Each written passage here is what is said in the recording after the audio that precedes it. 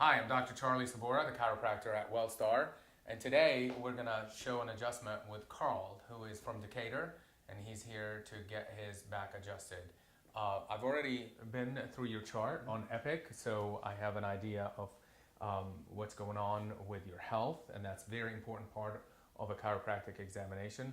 We already went through some orthopedic tests to find out that you're clear, you don't have any issues other than subluxations or misalignments of the spine. So I'm going to have you do, first of all, Carl, is go ahead and lay on your stomach. Perfect.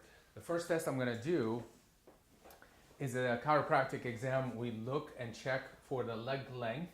As you see, Carl is laying flat down, and I look at the bottom of his feet, and I use the line on the shoes to see the difference, if there's any difference between the feet. And in this case, Carl has a little bit of a right short leg, and then I move it up, test it this way as well, and almost evens out when I do that. So a lot of times when there's a right short leg, it's caused by muscle spasms in the low back. So I touch the low back and I feel around for the SI joints. The SI joints is where the spine attaches to the hip joints. So it's very, very common athletic injury, as well as our day-to-day sitting down at a desk. So testing the SI joint mobility, that's what chiropractic is all about. I'm interested in mobilizing and keeping the spine moving. Mobility is so important for the spine.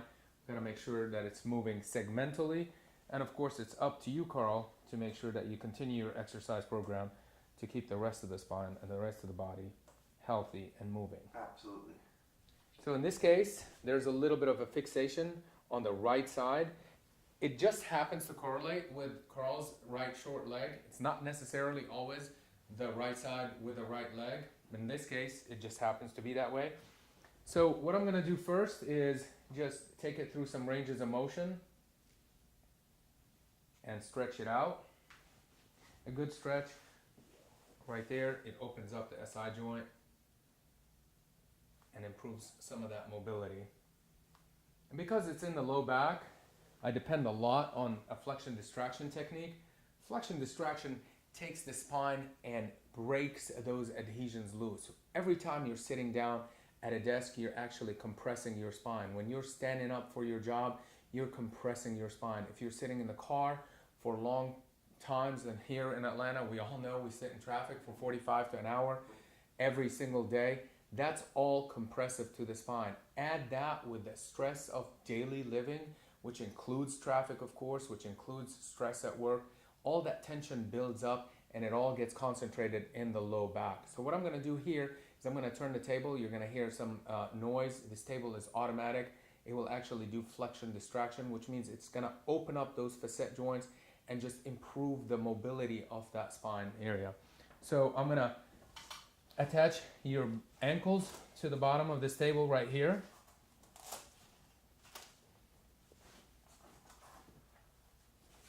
I'm going to turn on the automatic function of this table. It's going to have some background noise. And you'll see the table will start doing the work by itself. I'm going to contact the SI joint where we found that fixation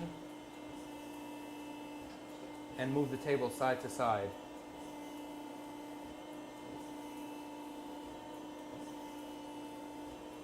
This is a favorite part for patients, because this is something that you don't do at home. You're not able to do this at home.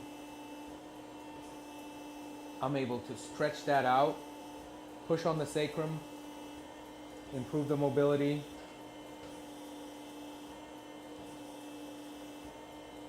And while I'm here, I'm going to address the middle of Carl's spine. And just by contacting, it allows those facet joints to open up. Do you feel that? Yeah. There we go. You must have been sitting in traffic today. Yes, I was.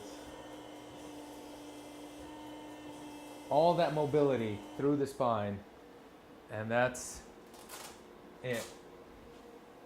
What you didn't hear as I was doing that were little clicks. That's called spinal cavitation. That's the facet joints just opening up, increasing that mobility through there. Whenever that spine is fixated, it's gonna lock up and not function correctly. So when you open it up, it just releases that air and releases that sound. All right, I'm gonna check Carl's legs one more time. It's improved a little bit, so I'm gonna have Carl lay on your side, your left side down, your right side up. I'm gonna have you cross your arms, straighten out the bottom leg, and you're gonna bend the top leg just like that. In this case, I'm gonna use Carl's body to allow that SI joint to move. And I'm gonna move the microphone closer here so we can get some audibles. I'm contacting that right SI joint. And one more. Good. We'll do the same thing on the other side. This time I'm going to contact Carl's lumbar spine. Okay, we contacted the SI joint over there. We got a little cavitation. I'm going to contact the upper lumbar so we can improve all of that function right through there. Good. Laying you back. Hopefully you got that on. Oh, yes. Oh. Excellent. Just check and make sure that the legs are even again. And most of Carl's back adjusted while I was having him lay down on the table, and the flexion distraction did that. There's one spot in between his shoulder blades. That's probably from working at the computer a lot. So I'm going to have you cross both arms across your chest and come on up. Good. You feel that release? Again, whenever we're working at a computer, all that pressure, all that tension builds up in between our shoulder blades. So we need to open that up. That's what this adjustment is about. In this case, I'm doing a full body adjustment on Carl. Each patient is a little bit different. So in your case, it might be your neck, it might be your mid-back, it might be your low back. I don't have to adjust the full spine all the time. In this case, Carl is very athletic. He uses his body all the time, and he is under a lot of pressure whenever he's in the car in traffic or sitting at a desk in a computer. So now what I'm going to do is I'm going to check Carl's neck. Again, it's the same concept. It's all about longevity of the spine. I'm contacting the paraspinal muscles, and I'm also feeling for any fixations in the neck. In this case, we have a little bit of a fixation on the left side. Again, this is a part that's different for every patient. In Carl's case, he's very healthy, very athletic, and he has that little fixation on the left. I don't do a lot of rotations with my adjustment. There's a little bit of rotation. Most of it is just contact. That way you don't compromise any of Carl's health. And one more here. Good. You feel that release? Yes, sir. And we do the long axis traction. This one here is just easy pressure. All right, that was Carl's adjustment. This is a very, very, very healthy young man that needed just a wellness adjustment to just take care of some of the fixations that happen to the spine from daily living. Thank you very much. Carl, how do you feel? I feel great. Yeah, everything just, the adjustment, I feel like it's something that is needed daily, and fortunately enough, I'm able to come to you for it. Yeah, adjustments are usually not necessary on a daily basis. But what is necessary on a daily basis is stretching. If you stretch, you will not need to be adjusted every day. If you stretch and you drink water and you take care of your spine, just like you take care of your teeth with dental hygiene, taking care of the spine through spinal hygiene is very important. Stretching is spinal hygiene. Exercise, as you know, is very, very important spinal hygiene. So remember doing that, and thanks for coming in today. Perfect. Thank you.